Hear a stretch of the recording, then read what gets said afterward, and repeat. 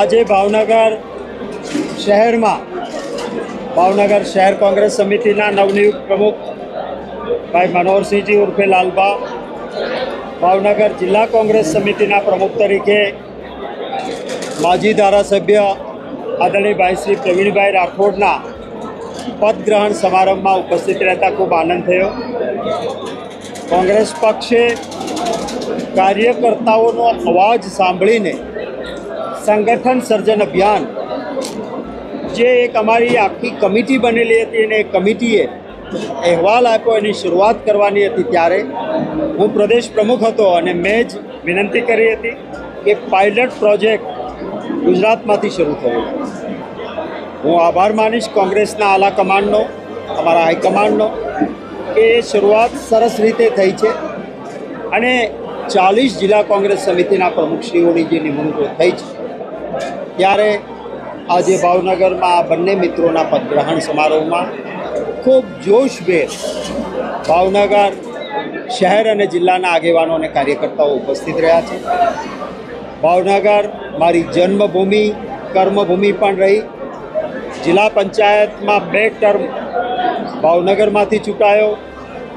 ધારાસભામાં 3 વખત ભાવનગર શહેરે મને ચૂંટીને મોકલ્યો.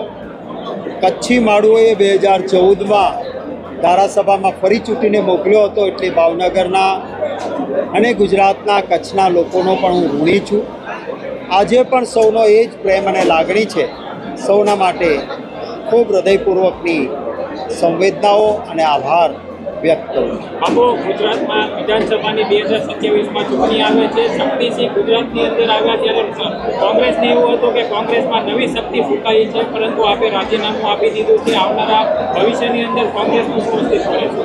હું કોંગ્રેસના કાર્યકર તરીકે સંપૂર્ણપણે કાર્યવંત રહેવાનો છું. હું અંતરાત્માને, અવાજને માનનારો માણસ છું. લોકસભાની ચૂંટણીઓ થઈ, છેલ્લા 2 ચૂંટણીઓથી અમારી 0 પરિસ્થિતિ રહેતી હતી. એના બદલે ગેનીબેન ઠાકોર ચૂંટાયા અને 5 થી 6 બેઠકો અમે ઓછા મતોથી હાર્યા. તે પરિણામ સારું આવ્યું, કામ કરતા હતા. પેટા ચૂંટણીઓ વચ્ચે નગરપાલિકા પંચાયતોની આવી, પરિણામ અમારા માટે ઉત્સાહજનક રહ્યા. જે 72 નગરપાલિકા, 2 તાલુકા પંચાયતની પેટા ચૂંટણીઓ આવી, એમાં પણ મેં મારી રીતે એનાલિસિસ કર્યું તો પરિણામ આંકડાઓની દ્રષ્ટિ, પરિસ્થિતિની દ્રષ્ટિએ સુધારાજનક હતા. અનેક ભારતીય જનતા પક્ષના હાથગંડા છતાં સેંકડો કાર્યકર્તાઓ મક્કમતાથી ચૂંટણી લડ્યા હતા. પરંતુ આ છેલ્લી 2 ચૂંટણીઓમાં મારી અપેક્ષા જે હતી એ પ્રમાણેના આંકડાઓ ન આવતા, અંતરાત્માનો અવાજ પરિણામ ન આપી શકીએ તો પદ પર ચોંટીને બેસી રહેવું એ યોગ્ય નથી.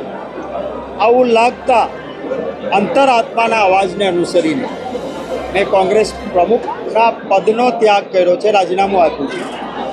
પરંતુ એક કોંગ્રેસના કાર્યકર તરીકે સંપૂર્ણપણે હું લડતો રહેવાનો છું. અમારા હાઈકમાન્ડે ખૂબ મને છૂટો દોર આપીને કામ કરવાની પણ પૂરી છૂટ આપી હતી. સંગઠન સર્જન અભિયાનનો પાયલટ પ્રોજેક્ટ મારા કહેવાથી ગુજરાતને મળ્યો અને એમાં પણ ફાઇનલ નામો કરતાં પહેલાં મારા સાથે વારંવાર ચર્ચા કરવામાં આવી.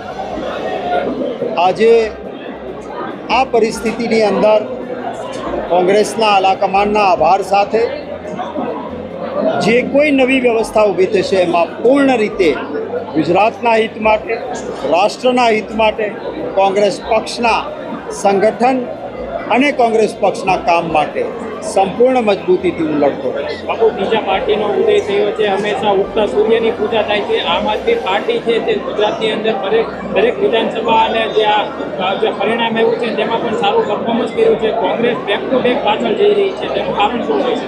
તમે એક વસ્તુ સમજો, ગુજરાતે ક્યારેય થર્ડ ફ્રન્ટને સ્વીકાર્યો નથી.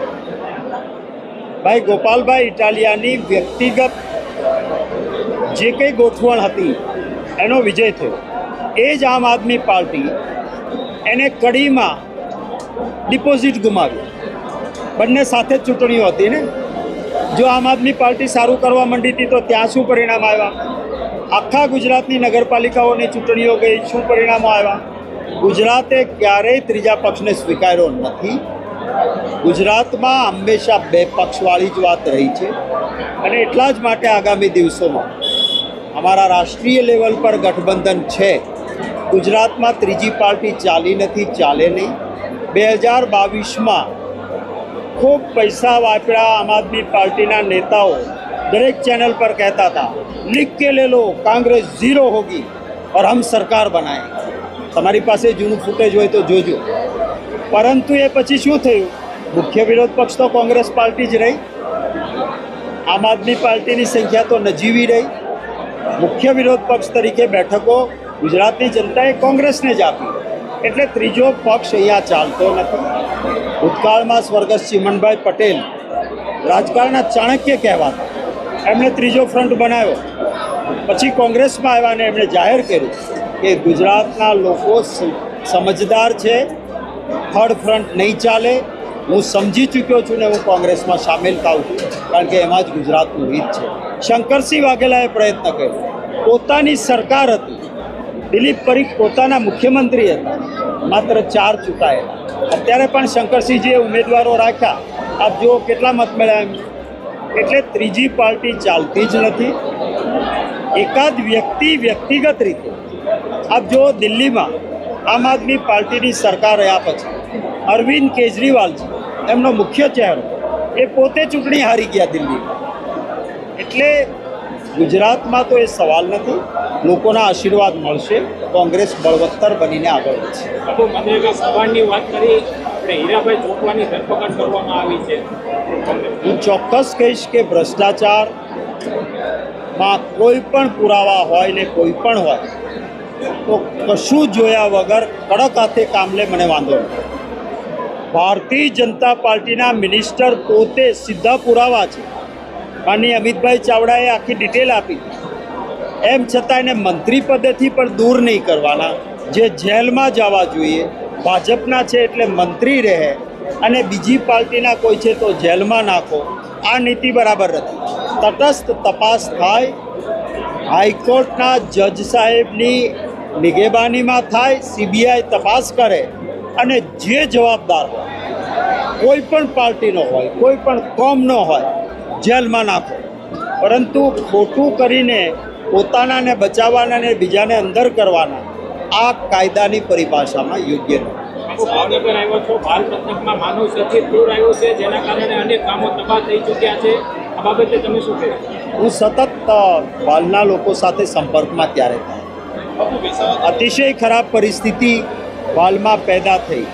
કુદરતી આફત કરતાં ભાજપના ભ્રષ્ટાચારની માનવ સર્જિત આફત આવી.